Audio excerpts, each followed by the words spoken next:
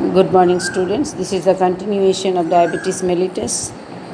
Type 1 already we have discussed. It is called IDDM, and which type of people will be getting, how much percentage of people will be getting this type of diabetes, and what is the reason. That is due to destruction of beta cells of the pancreas, the blood glucose level will be increased, which is called hyperglycemic condition, and resulting in inadequate insulin secretion.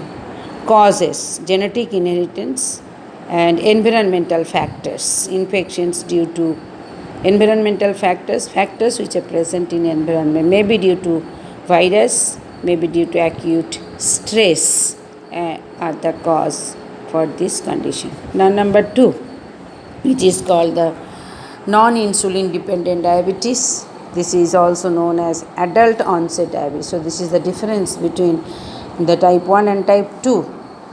It is accounting for 80 to 90% of the diabetic population. Type 1 we have seen 10 to 20%. And type 2 we are seeing 80 to 90% of the diabetic population will be getting this type 2 type of diabetes. It develops slowly, but type 1 develops suddenly. These are the differences. Usually milder and more stable. Throughout life we have to suffer from this problem. Insulin production by the pancreas is normal, but its action is impaired. Its function is impaired. It cannot do its function. The target cells do not respond to insulin. It does not allow the movement of glucose into the cells. So glucose will be there in the blood itself. So the blood glucose level will be increased. What are the causes of type 2? Now the causes are multifactorial. What is the meaning of multifactorial? Multi means so many. Factorial factors. So many factors are responsible for this disease, which include, first one is increasing age. Age is a factor affecting middle-aged and older people. Second factor is obesity. Those who are obese, body weight is high. Third one is called sedentary lifestyle. Sedentary means there is no physical activity. Fourth one is called overeating. Those who are eating more and more need to their body. And next one is called physically inactive. So these are the factors are responsible for the onset of type 2 diabetes. Now next part we will be discussing what are the symptoms. Diabetes mellitus is associated with several metabolic alterations. The important symptoms are all these highlighted words to be kept in your memory. First one is called hyperglycemia. What do you mean by hyperglycemia? Hyper, always the word is more and more. High blood glucose level. Glycemia, glucose level.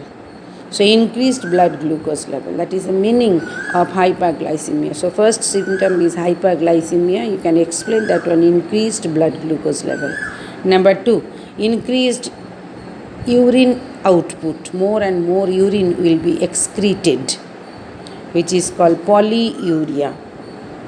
Leads to dehydration. When urine will come out, urine maximum amount will be water. When water will come out from the body, more and more the body will be dehydrated. Water loss will be taking place. Third point is loss of water leads to thirst. When polyuria will be taking place, the body will be suffering from dehydration. So the person will suffer from more and more thirsty.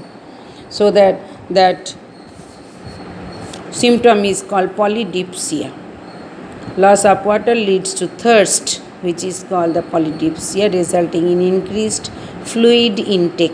The person will drink more and more water, which is called polydipsia. Next point is called excessive glucose excreted in urine, which is called glycosuria. The meaning of this word glyco means glucose, urea. With urine, glucose will come out more and more. That is called glycosuria. Next point, excess hunger. The person will suffer from hunger, excess hunger due to excess excrete of glucose in urine. And last point, fatigue and loss of weight. Fatigue is not tiredness. The person will suffer from tiredness, and the loss of body weight will be taking place because Glucose will be not stored in our body, it will come out along with urine. That is the reason, the last point, the person will suffer from fatigue and loss of weight. Now next point we are going to discuss about the prevention and control of diabetes. So how to control if we are suffering from, I told the lifestyle will be changed, should be changed, modification of lifestyle is needed, stress and strain also to be controlled. First one is called the diet. Hyperglycemic drugs, insulin injection and exercise are the management option. These are the four different diet to be controlled. Hypoglycemic drugs to be taken. Hypoglycemia, hypo means below, glycemic means glucose. Glucose level to be brought down. For that purpose we have to take the drugs or medicine.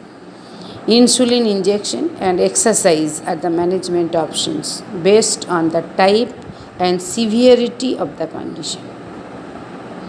The overall goal of diabetes management is to maintain normal blood glucose level. Now next part we are going to discuss about the differences between the type 1 and type, very important for 2 marks question or 4 marks question. Already we have told at the time of teaching that how much percentage of people will be getting prevalence. Type 1 is 10 to 20%, type 2 is 80 to 90%. Second one, age of onset.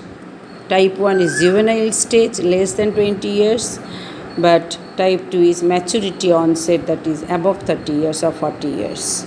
Body weight normal and or underweight it will be, and obese people will be getting, the body weight will be more than the normal. Defect, insulin deficiency due to destruction of beta cells. The target cells do respond to insulin. Next, treatment. Insulin administration is necessary. That means insulin injection to be given from outside can be controlled by diet, exercise and medicine. No need of taking the insulin hormone from injection from outside. So these are the differences, may come for 4 marks or 2 marks questions. Now next, one by one we will be discussing the how to control. First one is dietary management. Low carbohydrate and fiber rich diets are more appreciated. So we have to take low carb, little amount of carbohydrate and fiber rich. Fiber rich means vegetables, fruits, all these things to be taken. Carbohydrates should be taken in the form of starch and complex sugar. Refined sugar and glucose to be avoided, such as sucrose and glucose to be avoided. Diet comprising whole grains such as millets, jowar, ragi, bajra, green leafy vegetables, just now I told, wheat and unpolished rice should be included in diet regularly. Carbohydrates is maintained to about 50 to 55% of the total calories.